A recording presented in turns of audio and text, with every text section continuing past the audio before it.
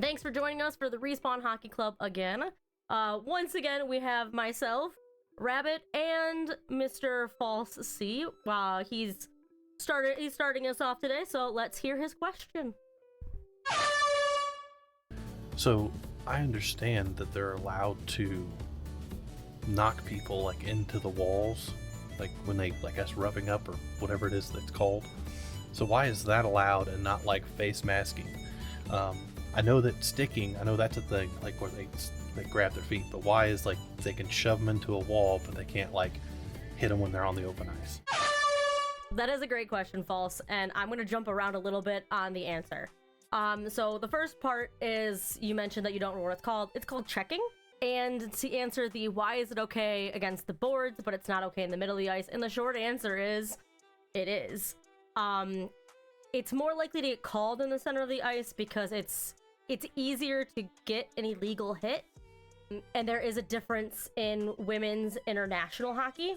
I will point that out. But basically, checking is actually the defensive techniques used to get the puck. Checking is actually totally legal in the middle of the ice. It's just a matter of how you're making the hit. Like, if your opponent doesn't even have the puck, 9 times out of 10, it's going to be called as an illegal check because they didn't have the puck. You can't just hit people because you want to. As much as it looks like it's not happening, there are rules about hitting players in hockey. I hope that answers the question. If you do, I guess I'll follow up, because last time you had a question about what the penalty is. In this case, like, an illegal check is most likely going to end up being a 2-minute minor. In women's hockey, checking is a bit different.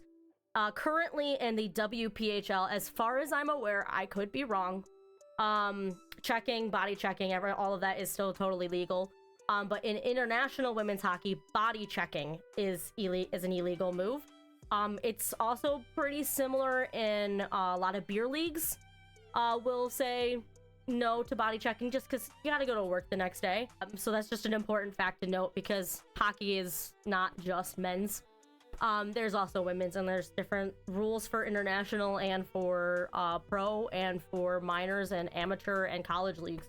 So it's just an important note that just because body checking is legal in the NHL, AHL, or ECHL does not mean it's legal in all the other leagues. So thanks for watching the Respawn Hockey Club. We will catch you next time.